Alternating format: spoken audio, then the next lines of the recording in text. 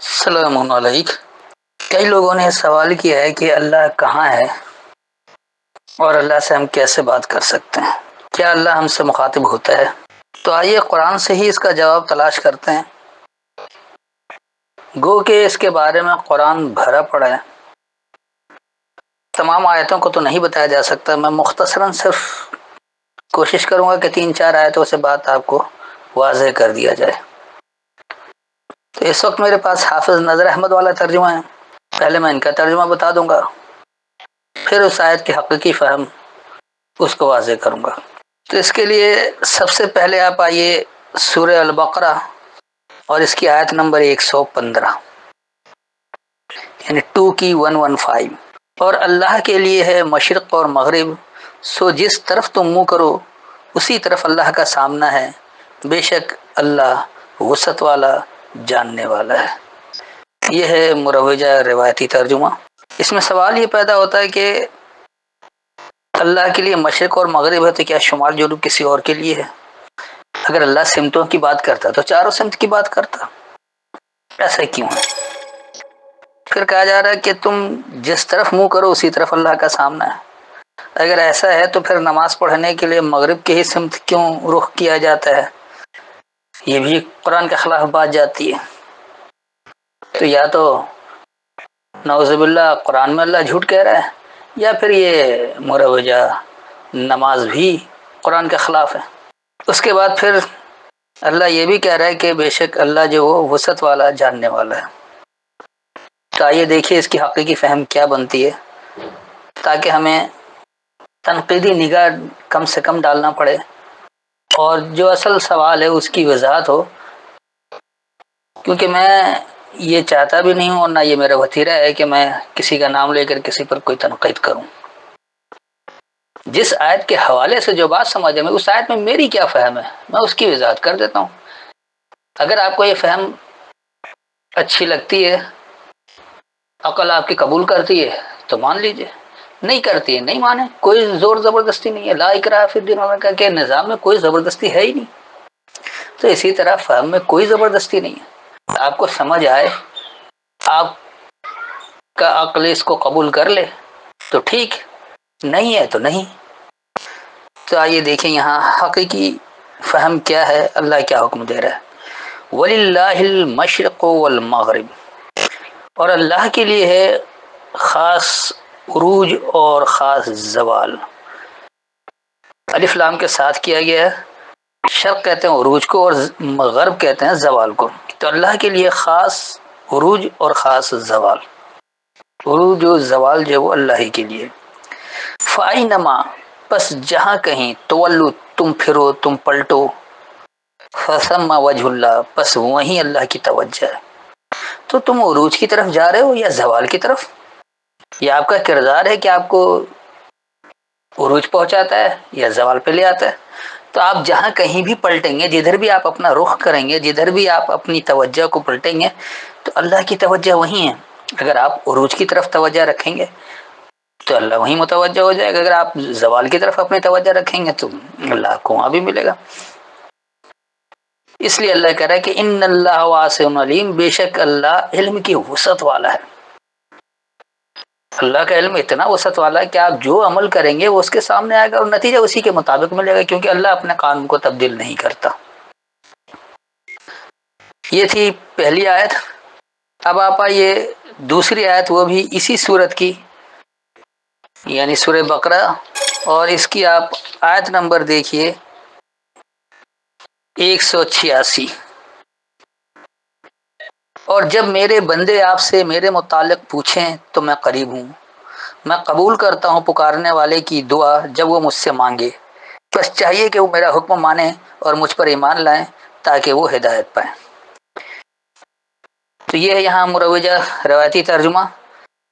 اس میں بھی بات صاف ہے کہ جب بندے میرے متعلق پوچھیں تو میں قریب ہوں۔ قریب کا ہوں، اللہ کہہ رہا ہے کہ میں قبول کرتا ہوں پکارنے کی دعا جب وہ مجھ سے مانگے، جب مانگے تو اللہ قبول بھی کرتا ہے اور اللہ جواب بھی دے رہا ہے۔ پھر اللہ یہ کہہ رہا ہے کہ مجھ پر ایمان لو تاکہ ہدایت پائے۔ تو یہ آج اللہ ہم سے کیوں نہیں مخاطب ہے؟ کیا اللہ ہمیں جواب نہیں دے رہا؟ یقینی سی بات ہے ہمیں بھی جواب دے رہا۔ آئیے اس آیت کو سمجھتے کہ ہاں بات کیا ہے۔ وَإِذَا سَأَلَكَ، اور جب تم سے سوال کرتے ہیں عبادی میرے تابع دار، انی میرے بارے میں، فإنی قریب، پس بے شک میں قریب ہوں، اجیب دعوت الداعی، میں جواب دیتا ہوں پکارنے والے کی پکار کا، اذا دعان، جب پکارتا ہے، فلیستجیبوا لی، پس میرے لیے ہاں میں جواب دینا ہے، ولیؤمنوا بی، اور مجھ کو ہی مان لو، لعلہم یرشدون، تاکہ وہ منزل تک پہنچ جائیں، انہیں منزل حاصل ہو جائے۔ تو یہاں بھی بات یہی کہ جب اللہ کا تابع دار اللہ کے بارے میں کوئی سوال کرتا ہے تو اللہ کہہ رہا ہے کہ بتا دو میں قریب ہوں، اور قریب کہاں ہے کہ وہ جواب دے رہا ہے پکارنے والے کی پکار کا جب پکارتا ہے۔ جب آپ کتاب میں اللہ کو پکارتے ہیں کہ اللہ مجھے کیا ماننا ہے، کیا کرنا ہے، کس طرح زندگی گزارنی، آپ کو ہر معاملے کی ہدایت مل جاتی ہے، اور یہاں آپ کو اللہ جواب دے رہا ہے، کیونکہ اللہ کہہ رہا ہے فلیستجیبوا لی، میرے لیے جواب دینا ہے، ہمیں جواب دینے کا اللہ پابند ہے۔ آپ یاد رکھیے کہ ایجاب و قبول جب نکاح میں کہا جاتا ہے، ایجاب کیا ہے؟ قبول کر لینا، اور اگر قبول نہ کرے تو ایجاب ہی نہیں کرے گا، تو ایجاب کا مطلب ہی ہاں میں جواب دینا، تو اللہ تو ہے ہاں میں جواب دینے کے لیے، اس لیے وہ کہہ رہا ہے کہ مجھ کو ہی مان لو تاکہ منزل تک پہنچ جاؤ، کیونکہ اللہ نے جو منزل بتایا، جو رشد بتایا، اس تک پہنچنے کے لیے اللہ کے احکامات کو سمجھ کر اس پر عمل کرنا ضروری ہے۔ تو اللہ آج بھی جواب دے رہا اپنے تابع داروں کو، جب وہ پکارتے ہیں، جب وہ اللہ سے بات کرنا چاہتے ہیں تو اللہ کی کتاب کھولتے ہیں، یہاں اللہ آیتوں کے ذریعے آپ سے بات کر رہا ہے، اور جب آپ اس طرح اللہ کا جواب حاصل کرتے ہیں تو پھر آپ اللہ کو حقیقی معنوں میں ماننے والے بن جاتے ہیں، اور وہ منزل مل جاتی ہے جو اللہ نے اس کتاب میں بتایا ہے کہ ماننے والوں کی منزل کیا ہے۔ اب آئیے تیسری جگہ زیادہ آسان کر دیا جائے، تو اس کے لیے آپ آئیے سورہ قاف، اور اس کی آیت نمبر آپ دیکھیے 16، یعنی 50 کی 16۔ اب یہاں اللہ کہہ رہا ہے کہ اور تحقیق ہم نے انسان کو پیدا کیا اور ہم جانتے ہیں جو وسوسے گزرتے ہیں اس کے جی میں، اور ہم اس کی شہرت سے بھی بہت قریب ہیں۔ تو یہ ہے مروجہ روایتی ترجمہ۔ اب یہاں دیکھیے اللہ کیا کہہ رہا ہے کہ وَلَقَدْ خَلَقْنَا الْإِنسَانَ، اور یقیناً ہم نے انسان کو وجود دیا، وَنَعْلَمُ، اور ہم جانتے ہیں، مَا تُوَسْوِسُ بِهِ، جو وسوسہ ہوتا ہے اس کے ذریعے، نفسہ، اس کی نفسیات میں، وَنَحْنُ أَقْرَبُ، اور ہم خوب قریب ہیں، الیہ، اس کی طرف، من حبل الورید، کتاب میں وارد ہونے سے، ورید کہا جاتا ہے سامنے آنے کو، اور حبل کہتے ہیں کتاب کو، تو حبل الورید کتاب، جب سامنے کتاب میں آتے ہیں، من یعنی اس سے، جب آپ کتاب کے سامنے اللہ کے پاس آتے ہیں تو اللہ آپ کو جواب دے رہا ہوتا ہے۔ اس آیت سے بہت واضح ہے کہ اللہ آپ کو بتا رہا ہے کہ یقیناً اللہ نے انسان کو بنایا ہے، وجود دیا ہے، اور اللہ یہ بھی جانتا ہے جو اس کی نفسیات میں اس کے ذریعے وسوسہ آتا ہے، اور وہ اسے خوب اچھی طرح سے جانتا ہے، اور وہ یہ کہہ رہا ہے کہ ہم خوب قریب ہیں اس کی طرف جو کتاب میں وارد ہو جائے۔ جب آپ کتاب کھول کر سامنے آئیں گے تو یہاں آپ کو اللہ جواب بھی دے رہا ہے، اور اللہ بتا بھی رہا ہے کہ کیا کچھ ہے۔ اب ایک آخری آیت کو لے لیجئے تاکہ بات انتہائی واضح ہو جائے۔ تو اس آخری بات کو سمجھنے کے لیے سورہ الحدید اور اس کی آیت نمبر 4 کو دیکھیے، یعنی 57 کی 4، اتمام حجت کے لیے کہ سب سے زیادہ واضح ہے، اس لیے میں نے مختصر آیتوں کا انتخاب کیا تاکہ مختصر وقت میں ہی بات کو سمجھایا جا سکے۔ تو یہاں اللہ کہہ رہے کہ وہی ہے جس نے پیدا کیا آسمانوں کو اور زمین کو 6 دن میں، پھر اس نے عرش پر قرار پکڑا، وہ جانتا ہے جو زمین میں داخل ہوتا ہے اور جو اس سے نکلتا ہے، اور جو آسمانوں سے اترتا ہے اور جو اس میں چڑھتا ہے، اور وہ تمہارے ساتھ ہے جہاں کہیں بھی تم ہو، اور جو تم کرتے ہو اللہ اسے دیکھنے والا ہے۔ یہ ہے مروجہ روایتی ترجمہ۔ تو یہاں اس ترجمے سے کہ اللہ نے آسمان و زمین کو 6 دن میں بنایا ہے اور پھر اس کے بعد عرش پہ قرار پکڑ لیا ہے، نہیں، انہوں نے اللہ کا کوئی حیولہ بنا دیا ہے کہ کہیں پر وہ متمکن ہو چکا ہے، جبکہ اللہ کہہ رہا ہے کہ اللہ کا آپ تصور بھی نہیں کر سکتے، آپ کی بصیرت اس کا ادراک ہی نہیں کر سکتے، لا تدرکہ الابصار اللہ نے کہہ دیا، لیکن یہاں پر عرش پر متمکن کروا کے آپ نے ایک حیولہ سازی کر دی ہے، آپ نے ایک تصور کر لیا ہے۔ تو یقینی سی بات ہے کہ یہاں سوچنا پڑے گا کہ کیا بات ہے، اللہ کیا بتا رہا ہے۔ پھر یہاں یہ کہہ رہے ہیں کہ وہ جانتا ہے جو زمین میں داخل ہوتا ہے اور جو اس سے نکلتا ہے۔ اب کیا انسان زمین میں داخل ہو کر پھر نکلتا ہے؟ تو یہ بات بھی سمجھ میں نہیں آتی ہے۔ اس کے بعد یہ کرے کہ جو آسمانوں سے اترتا ہے اور جو اس میں چڑھتا ہے، کیا آسمان میں اترتا چڑھتا رہتا ہے کوئی انسان؟ اس کا ہدایت سے کیا تعلق ہے؟ پھر یہ کہہ رہے کہ تمہارے ساتھ ہے جہاں کہیں بھی تم ہو، جہاں کہیں وہاں اللہ ساتھ ہے، ہر جگہ ساتھ ہے۔ تو اللہ کے کوئی مخصوص جگہ آپ کیوں کرنا چاہتے ہیں؟ اگر اللہ عرش پر ہے تو پھر آپ کے ساتھ کیسے ہے؟ آیت میں خود ہی تضاد آ رہا ہے۔ پھر یہ کہہ رہے کہ اللہ جو تم کرتے ہو اسے دیکھنے والا ہے۔ تو آئیے اس کی حقیقی فہم کو لیتے ہیں، کیونکہ اس پر بھی اگر تنقیدی نگاہ ڈال کر بحث کرنے بیٹھے تو وقت زیادہ چاہیے۔ تو آئیے ہم اس کی حقیقی فہم کو سمجھتے ہیں کہ اللہ یہاں کیا حکم دے رہا ہے، کیا بتا رہا ہے۔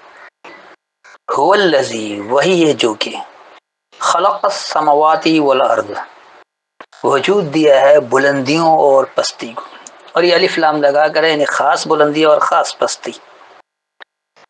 فی ستۃ ایام، سہل ترین دورانیے میں، آسان ترین دورانیے میں۔ ستتا چھ کو نہیں کہتے ہیں، کیونکہ اللہ قرآن میں کہیں گنتی نہیں سکھا رہا۔ پھر کہہ رہے ثم استوى علی العرش، پھر برابر ہو گیا العرش پر۔ عرش کہتے ہیں مرکزی اختیار کو، تو پھر برابر ہوا خاص مرکزی اختیار پر۔ یا لمو، وہ جانتا ہے، ما یلجو فی الارض، جو داخل ہوتا ہے پستی میں، وما یخرج منہا، اور جو خارج ہوتا ہے اس سے، وما ینزل من السماء، اور جو سامنے آتا ہے خاص بلندی سے، وما یعرج فیہا، اور جو عروج ہوتی ہے اس میں، وہو معکم، اور وہی تمہارے ساتھ ہے، اینما کنتم، جہاں کہیں تم ہو، واللہ، اور اللہ، بما تعملون، اس کو جو تم عمل کرتے ہو، بصیر، دیکھنے والا ہے۔ اور یہ بھی بصیر یعنی بصارت سے دیکھنے والا، ایک آنکھوں سے دیکھنا ہوتا ہے، تو یہاں پر لفظ بصر کے ساتھ ہے، بصیر یعنی بصیرت کے ساتھ دیکھنے والا ہے۔ تو دیکھیے اس آیت میں ہدایت کیا مل رہی ہے۔ یہاں اللہ سب سے پہلے یہ واضح کر دے رہا ہے کہ بے شک وہی ہے، یعنی وہ اللہ ہی ہے جو کہ بلندی اور پستی کو وجود دیا ہے۔ انسانی ہدایت میں کیا تعلق رکھتا ہے؟ کیا آپ ہدایت پر عمل کریں گے عروج پائیں گے، آپ نافرمانی کریں گے آپ زوال پذیر ہو جائیں گے۔ عروج و زوال ہی انسان کی زندگی میں ہے، جتنے فرما بردار اتنے ہی ترقی یافتہ، جتنے نافرمان اتنے ہی پستری۔ تو اللہ نے انسان کو بنا کر اس کو جو ہدایت دی، ہدایت کس لیے دیا؟ سب سے پہلے کردار سازی کرتا اللہ۔ آپ جتنے زیادہ با کردار ہوں گے اتنی ہی جلدی آپ ترقی کریں گے۔ آج لوگ دنیا بھر میں جاپانیوں کے اخلاقیات کی مثال دیتے ہیں، کیوں؟ اس لیے کہ وہ جھوٹ نہیں بولتے ہیں، صفائی کا خیال رکھتے ہیں، جہاں اپنی غلطی نہیں بھی ہوتی ہے وہ لڑنے کے بجائے آسانی کے ساتھ صلح جوئی کی طرف رہتے ہیں، عفو درگزر سے کام لیتے ہیں، لڑنا نہیں چاہتے۔ تو یہ جو اخلاقی معیار آیا ہے یہ کیسے آیا ہے؟ اس عمل کے ذریعے جو اللہ نے اچھے عمل بتائے ہیں، ہمیشہ سچ بولنا، ناپ تول میں کمی نہیں کرنا، ظالم کا ساتھ نہیں دینا، باطل طریقے سے لوگوں کا مال نہیں کھانا، اس طرح کی متعدد ہدایتیں ہیں جو قرآن میں کرنے کے کام ہیں۔ جو اللہ کرنے کو کہتا ہے اس کو تو چھوڑ دیا، عبادات میں لگا کر پوجا پاٹ میں لگا دیتے ہیں جس کا کوئی فائدہ نہیں۔ تو اللہ وہ ہے جس نے بلندی اور پستی کو سہل ترین دورانیے میں بنایا ہے، اس کو وجود دیا ہے، آسان ترین دورانیے۔ یہ عمل ہے یہ بلندی والا، یہ عمل ہے یہ پستی والا، اس کی وضاحت کر دی، اور وہ برابر ہو گیا ایک مرکزی اختیار میں۔ اب آپ جیسا عمل کریں گے ویسا ہی آپ کو نتیجہ ملے گا۔ اس کے بعد وہ بتا رہے کہ وہ جانتا ہے جو پستی میں داخل ہوتا ہے، آپ اپنے عمل کے ذریعے پستی میں داخل ہو رہے ہیں. یعنی آج اگر آپ مثال کے طور پر لے لیں کہ پاکستان پست ترین ممالک میں چلا جا رہا ہے، تو ایسا کیوں؟ اپنے اخلاقی اقدار کی وجہ سے، اپنے اس عمل کی وجہ سے جو غیر اللہ کے کلام کو اپنا کر انہوں نے اپنا رکھا ہے. تو اللہ جانتا ہے جو داخل ہو رہا ہے پستی میں، اور جو وہ خارج ہو رہا ہے اس سے. کون خارج ہو رہا ہے؟ جو اپنے عمل کو ٹھیک کر لے رہا ہے وہ اس سے خارج ہو جا رہا ہے، اس پستی سے، پستی سے نکل کر بلندی کی طرف جا رہا ہے. تو یہ پستی میں داخل ہونا اور پستی سے خارج ہونا دونوں عمل کے ساتھ ساتھ چلتا رہتا ہے. اس کے بعد پھر اللہ بتا رہا ہے کہ وما ينزل من السماء وما يعرج فيها، اور جو سامنے آتا ہے خاص بلندی سے اور جو یہ عروج لیتا ہے اس میں.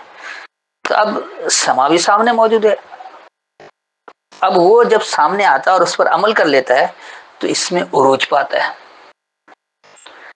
تو پستی سے نکل کر پھر بلندی کی طرف چلا جاتا ہے. جب بلندی اس کے سامنے آ جائے تو وہ اس میں عروج حاصل کرتا رہتا ہے. اس پر اگر عمل درآمد کرے، اس پر صحیح مکمل فرما بردار ہو جائے تو عروج بھی حاصل کرتا رہتا ہے.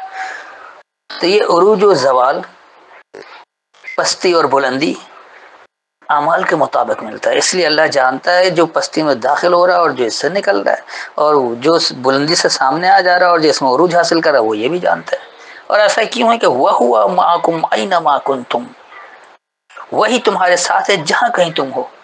اللہ ہر جگہ موجود ہے، ہر ایک کے ساتھ موجود ہے. اسی لیے تو کہا جاتا ہے کہ اللہ سے کوئی بچ نہیں سکتا، وہ دیکھ بھی رہے، جان بھی رہے، سب کچھ آپ کے سامنے رکھے گا. تو اللہ تو تمہارے ساتھ ہے جہاں کہیں تم ہو، چاہے تم اللہ کو مانتے ہو یا نہ مانتے ہو، اللہ ہر جگہ ہر انسان کے ساتھ ہے، اور اس کے اعمال کے مطابق اس کو نتائج بھی مرتب کر کے دیتا رہتا ہے.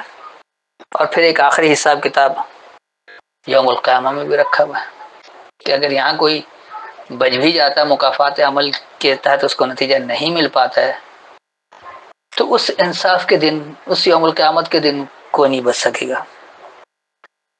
اور اس کو کوئی انکار بھی نہیں کر سکتا، اس لیے کہ وہ تو ہر وقت ہر انسان کے ساتھ ہے. صاف لفظوں میں کہہ رہا ہے کہ وہی تمہارے ساتھ ہے جہاں کہیں تم ہو، تم جہاں بھی رہو گے، جس حال میں بھی ہو، اللہ تمہارے ساتھ ہے، ہر جگہ ہر وقت تمہارے ساتھ ہے.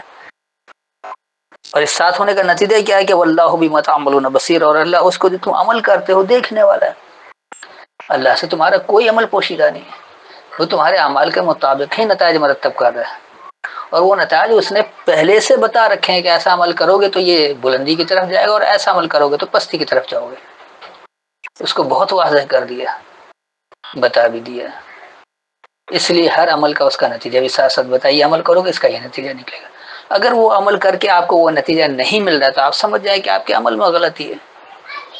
اس کی تصحیح کریں کہ یہ عمل میں کہاں خرابی ہو رہی ہے، کہاں ہم کچھ کمی کر رہے ہیں، یا کہاں ہم کچھ زیادتی کر کے اسے اضافہ کر رہے ہیں، کہاں ہم اللہ پر الزام تراشی کر رہے ہیں. اللہ کے احکامات پر جوں کا توں عمل کرنا ہی اس کی کامیابی کا کار و مدار ہے. اور جہاں اس میں کوئی کمی بیشی کی جائے، کچھ ملاوٹ کر دیا جائے، کچھ گھٹا دیا جائے، کچھ بڑھا دیا جائے، تو وہ نتیجہ نہیں ملتا ہے جو اللہ نے دے رکھا ہے. اور اللہ سے کوئی بچ نہیں سکتا، اس لیے کہ اللہ ہر ایک کے ساتھ ہے. جہاں کہیں ہو وہاں اللہ کو تلاش کرنے کے لیے کہیں جانے کی ضرورت نہیں. ہاں، اللہ سے اگر آپ کو بات کرنا ہے تو بے شک آپ اس کی کتاب میں اس سے بات کریں. تو دونوں باتیں واضح ہو گئی. ایک تو یہ کہ اللہ ہر انسان کے ساتھ ہمہ وقت موجود ہے، کوئی یہ نہ سمجھے کہ اللہ سے کچھ پوشیدہ ہے. وہ آپ کے ہر عمل کو دیکھ رہا ہے اور بڑی بصیرت کی نگاہ سے دیکھ رہا ہے. اس سے کوئی چھپ نہیں سکتا، اس سے کوئی بچ نہیں سکتا. اب اگر آپ کو اللہ سے بات کرنی ہے، اس کے عروج زوال کو، اس نظام کو سمجھنا ہے، بلندی اور پستی کے اس معیار کو سمجھنا ہے کہ کیسے حاصل کیا جاتا ہے، تو پھر آپ کو اللہ سے رجوع کرنا پڑے گا، اللہ کی ہدایت لینی پڑے گی. اور اس کے لیے آپ کو اللہ بتا رہے کہ جب تم کتاب میں والد ہوتے ہو جب اللہ قریب ہے. اور پھر وہ یہ بھی کہہ رہا ہے کہ میں پکارنے والے کے پکار کا جواب بھی دیتا ہوں جب وہ مجھے پکارتا ہے. تو جب آپ کتاب میں پکارتے ہیں، یہاں اللہ آپ کو جواب بھی دے رہا ہے. تو امید ہے کہ یہ مکمل وضاحت ہو گئی ہوگی کہ اللہ کہاں ہے، کس کے ساتھ ہے، کس طرح وہ نگرانی کر رہا ہے. اللہ سے آپ بات کہاں کریں گے، اللہ سے آپ ہدایت کہاں لیں گے، اور عروج و زوال یا بلندی اور پستی آپ کیسے حاصل کر سکتے ہیں، وہ سب کچھ کہاں سے واضح ہوگا. پھر بھی ان آیتوں کے حوالے سے اگر کوئی تشنگی رہ گئی ہو تو بعد میں سوال کر سکتے ہیں۔ السلام علیکم۔